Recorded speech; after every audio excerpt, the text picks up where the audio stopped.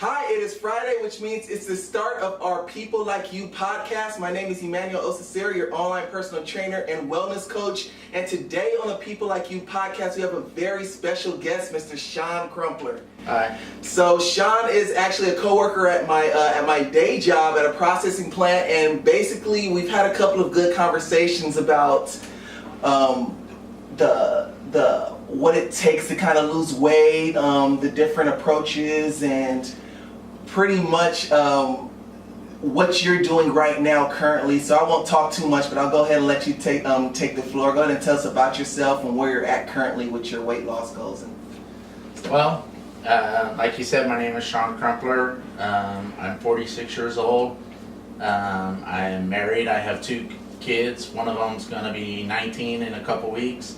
My other one will be 18 the end of this year, and they'll both be graduating high school in the next year and a half. So Nice. I'm also a full-time student at Cal State, going for my bachelor's degree to become an elementary school teacher.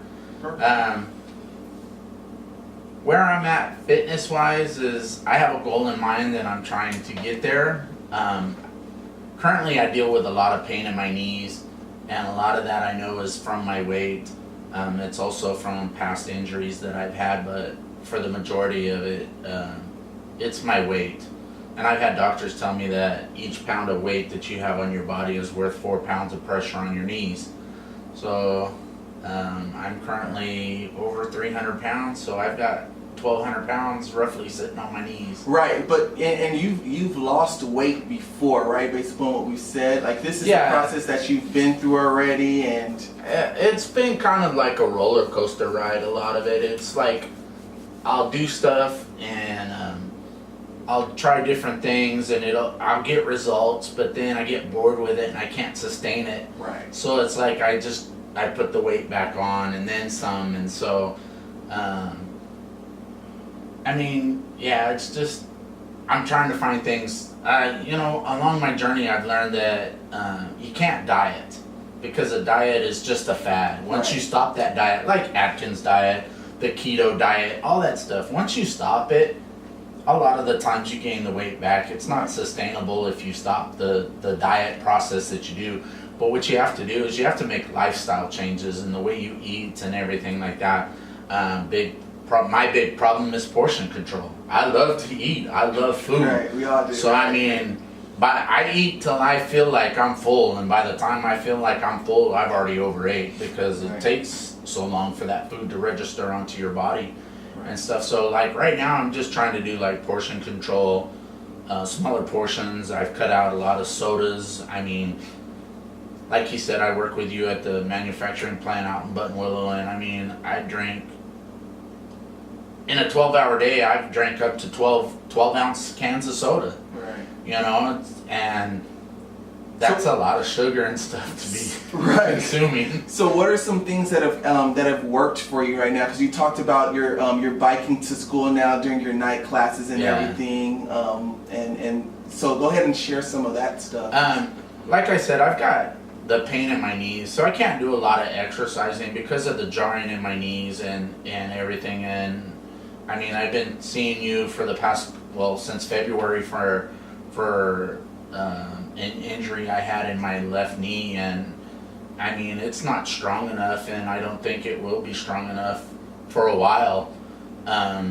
It pops out, it catches, it sticks and stuff, and so that just causes more pain and more problems for me. So I'm trying to find ways that I can sit there and do things, that are less impact on my knees. I know swimming is a lot of low impact on your knees, riding your bicycle, because it's a lot of fluid movements. It's not the jarring and everything of your foot hitting the ground and stuff. When I worked in the afternoon shifts, on second shift, going in at 3 o'clock in the afternoon to work and work until 11 at night, I would sit there and I was riding up to about 110, 120 miles a week on my bicycle. When I came to first shift, working 7 in the morning to 3 in the afternoon, or 5 in the morning to 1 in the afternoon, it's like by the time you get off of work, you don't want to do nothing. You don't want to exercise or anything, So it's like I never rode any. I stopped riding and stuff, and And like you said, I told you I started last week riding from my house to Cal State, and it's about a 25-minute bike ride to Cal State, Nice. and then I turn around and ride it home. So it's like I'm getting an hour's worth of workout, Right. you know, in two different time frames, but I mean, it's still, you know, it's something. Exactly. And it's a little bit, you know. Exactly, and you talked about something that I really agree with, that I believe, and it's the sustainability factor as well. You're somebody who's lost weight, and like a lot of people, they end up gaining it back, sometimes even more than they originally had. So to that point, what are some things that you've done this time around to kind of help sustain your progress so far? Well, I think a lot of it is just, again, it's starting off and making simple goals. Right. That's the big thing. You don't want to sit there and make a big goal because you get so frustrated, as I have so many times before. You know, at my slimmest point, when I felt the best, I was around 210, 215. You know, even though doctors say for my bone structure, my height and everything, I should be about 160, but I'm not. That's for like Oriental people, or you know, some small person with my big frame and stuff like that. I'm 6'1.5". Right. I'm a pretty big guy, you know. My wife said I look too sickly, getting below 200 and everything like that. So, you know, that's when I felt my best and stuff like that. And so trying, you know, that's my ultimate goal, is to get down, you know. But it's still, you know, it's the little goals, because you can't just say, okay, I'm going to hit 200. Right. I want to go for 200, and then sit there and don't make any goals in between. Because you don't make any goals in between, you're just going to get frustrated, because you're going to sit there, and there's times where you'll see rapid weight loss, and then you'll peak out for a while, and then you get, you know, and then you have to change it up to get that body to shock it again, to start losing the weight, or you just plateau. And a lot of times, like a lot of people and myself in the past, you know, I get stuck, and it's like I get bored, and I get frustrated because I don't see the results anymore, you know. And another thing is too, like, you know, there for a while, I mean, at one time I was weighing myself like every day, wanting to see the weight loss, but I mean, your weight loss is going to vary from day to day, and you don't want to do your weighing yourself every day, because that's another thing that you're going to get frustrated, because okay, oh, today I lost 2 pounds. Tomorrow, oh wait, I'm put 3 pounds back on, and it's water weight and stuff. Yeah, you get frustrated and stuff like that. So a lot of it is, you know, just make your goals little. You know, okay, I'm gonna lose 10 pounds in the next 2 weeks. Right. You know, that's a doable goal. Right. And it's not real rapid loss or anything like that. But do your 2 pounds. Okay, you sit there, woohoo! I celebrate a little bit. Right. You know, back when. Because when I got down to the 200, I was up about 280, and I went to do a loading job, you know, and that was kind of my exercise, but I also was kind of watching what I ate and stuff like that. And I got down to 195, kind of went back up to 200 and kind of sustained there. But a lot of it is okay, I was faithful to myself, faithful to the diet, faithful to everything during the week while I was at work. I was Monday through Friday. I had the weekends off. So, okay, I'm going to go home on the weekends, you know, and then it was like, okay, I'd allow myself to eat a little bit more, eat some of the stuff that I wouldn't do during the week. But a lot of it was, you know, I had it in here that I wanted to keep going. So I was like, okay, I'd eat the cheeseburgers, I'd eat the pizza, I'd eat the steaks, I'd drink the sodas, go out to eat, you know, eat the cheesecakes and the sweets and stuff.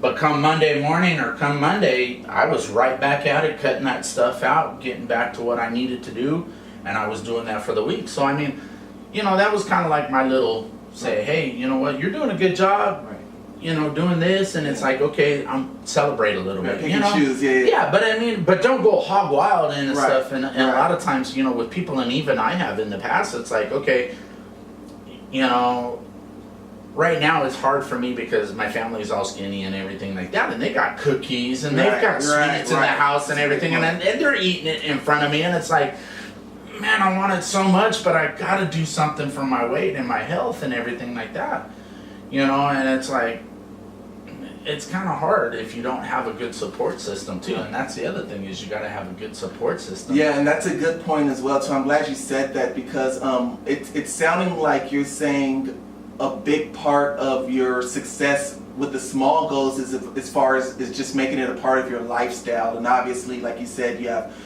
daughters, you have your wife, you have a family, and so are there ways that they've been able to support you as far as like your small goals and stuff? And I think a lot of it is like, okay, I've cut down to where I eat a lot more salads and my portion control and stuff like that, and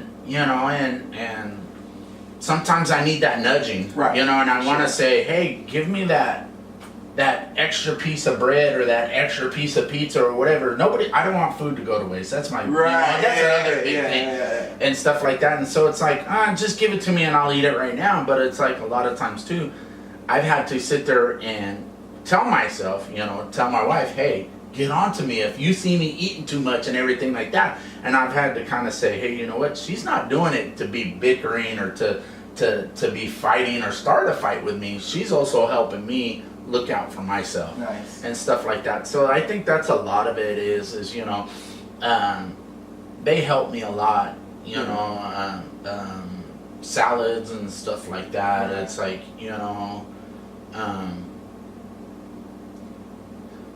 they don't sit there and like with sweets and stuff like that. They Right. don't go say, hey, come up with a big old thing of cookies and sit down next to me. Come on, Dad, let's tear into these or anything like that. They have them there. They eat them, and they've even asked me, hey, you know what, if this is going to bother you, we won't do it in front of you, or we'll do it, we won't even buy it and stuff like that. But I mean, I don't want them to have to go without just because I'm going without and stuff like that and stuff. So a lot of it's, my mindset that I have to do, and it's like, okay, growing up, I was never a big sweets eater. My family was never a big sweets eater. My dad, at his heaviest, was almost 600 pounds until he had the stomach stapling, is what they did back then, and stuff like that. So a lot of times, like for desserts and stuff like that, my mom would do a bowl of fruit, or Jell-O with fruit in it and stuff like that. So she wouldn't do like desserts for pies or cookies and everything like that. I mean, coming home in high school and stuff, we had orange trees in our backyard. I'd go out and I'd eat 4 or 5 oranges when I get home from school, and that was my snack and stuff like that. And so my parents, my mom kind of tried to encourage a lot of that and stuff in me as well as growing up. And so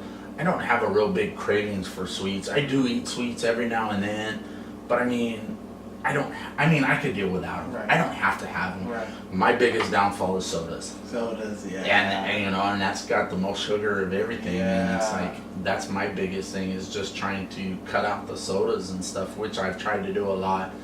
I drink a lot of sparkling water because I want that carbonation feeling, is another thing that makes me want to have a soda. Right.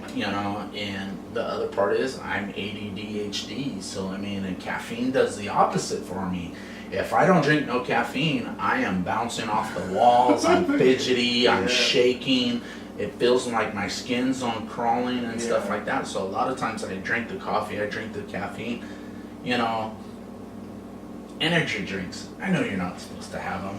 Most people drink them and it's like they get their heart racing. I can drink 3 and 4 in a day and they don't do nothing to me. They help me sleep at night. So so I've got to watch a lot of things that I do because, caffeine and stuff, and again, a lot of stuff is different for me than it is for other people, Right. So, and that's a great point. I wanted to go back to your knee pain. Uh-huh. And this is the People Like You podcast, so I'm sure there's other people that are that are heavy that have knee pain as well too. I want to ask, how big of an impact really was that in your decision to start living a healthier lifestyle per se?